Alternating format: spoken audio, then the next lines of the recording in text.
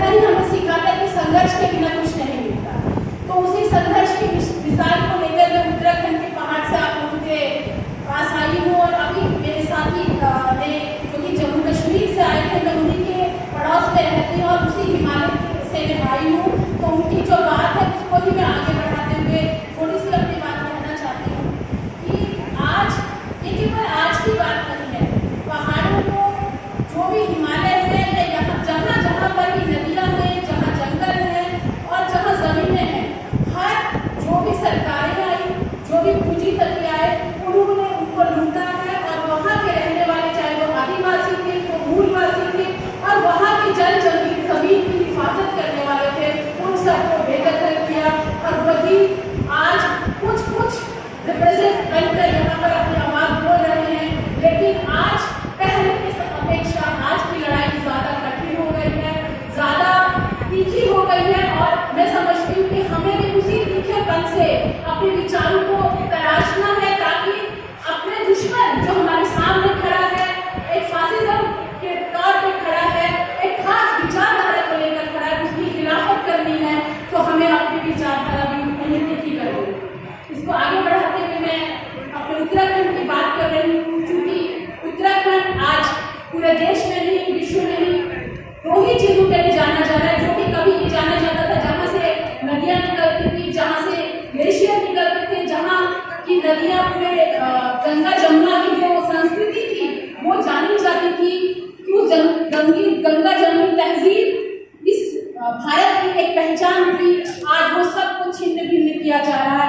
वो उत्तराखंड, वो हिमालय आज रो नहीं रहा है, वो हिमालय आज ये कह रहा है कि आज समझने की जरूरत है कि जो ये गंगा जमुनी तहजीब है, इसका सबसे पहला निशाना उत्तराखंड को बनाया जा रहा है। आज उत्तराखंड में धर्मांतरण कानून को लागू कर दिया है 2018। उत्तराखंड में समान नागरिक संहिता लाई गई है। इसका एक इतिहास है। इसका इतिहास ये है कि वहां पर सवर्ण मानसिकता को जिस तरह से पोषित किया गया, आज भाजपा गवर्नमेंट उसको कैश कर रही है। उत्तराखंड में थोड़ा सा बस आपको अपना महिला मंच का परिचय इसलिए देना चाहता हूँ कि महिला मंच 1994 से, यानी कि जिस समय उत्तराखंड उत्तर प्रदेश से अलग होकर अस्तित्व में आया, उस समय से उत्तराखंड महिला मंच आज भी अपना संघर्ष कर रहा है। और उत्तराखंड का जो सबसे महिला हिंसा का जो सबसे विभत्स रूप था वो था मुजफ्फरनगर कांड, जिसमें कि आंदोलनकारी उत्तराखंड की मांग के लिए दिल्ली को जा रहे थे और मुजफ्फरनगर में उनके साथ जो है महिलाओं के साथ रेप किया गया, हत्याएं की गई। लेकिन महिला मंच उसके बाद निरंतर संघर्षरत है और आज भी वो अपनी लड़ाई लड़ रहा है। और आज यूसीसी जो कि उत्तराखंड में लागू किया जा रहा है उसके खिलाफ भी लड़ रहा है। उत्तराखंड महिला मंच शराब की लड़ाई लड़ रहा है, जैसे कि आज मुझे नॉर्थ ईस्ट में हो या देश के अन्य जगहों पे जहां भी नशा ड्रग्स फैल रहा है, वो सब आज युवाओं को बेरोजगारी की तरफ धकेल रहा है, युवाओं को पूरी तरह से तहस नहस कर रहा है। उत्तराखंड महिला मंच इसके लिए भी काम कर रहा है। अभी मेरे साथी ने टूरिज्म की बात की। उत्तराखंड को टूरिज्म का एक हब बनाया जा रहा है, जिसके कारण वहाँ पे लगातार महिलाओं के साथ हिंसा हो रही है। मैं थोड़ी सी बात अपनी पूरी करूंगी।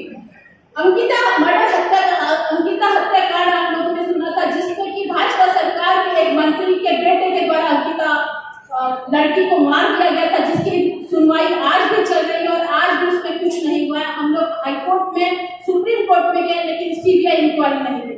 महिला मंच लगातार इस सारे मुद्दों के लिए लड़ रहा है। मैं ये कहना चाहती हूँ कि आप इस चीज को ये समझे कि उत्तराखंड को एक शांत प्रदेश जो कहा जाता है, उस शांत में एक अशांति पैदा करनी जा रही है। और वो पूरी तरह से भाजपा सरकार हिंदुत्व जो अभी से पहले बोला गया, बात हिंदुत्व की लिए, बात महिला हिंसा की है। मनुवादी संस्कृति को महिलाओं पर थोपा जा रहा है, महिलाओं को वापस घरों के अंदर जाने के लिए मजबूर किया जा रहा है। ये कहा जा रहा है कि औरतें अपने लिए बातें न करें, औरतें अपने हक की लड़ाई न लड़े। तो महिला मंच यहाँ पे बैठे सभी से अपील करते हैं कि यदि औरतें नहीं होंगी तो ये समाज नहीं होगा। औरतों के साथ होने वाली किसी भी हिंसा, कोई भी ऐसा विचार, चाहे कोई यूसीसी का विचार हो, चाहे कोई भी फासिस्ट विचार हो, कोई भी कट्टर विचार हो, कोई भी सांप्रदायिक विचार, औरतों को वापस अपने घरों पे नहीं डाल सकता। औरतें ही इस समाज का मूल है, औरतें रहेंगी तो समाज रहेगा। इसलिए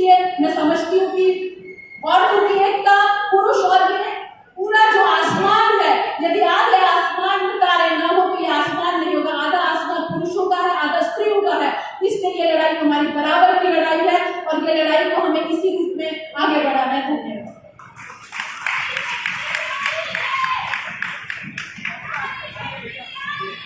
बहुत बहुत शुक्रिया चंद्रकला जी।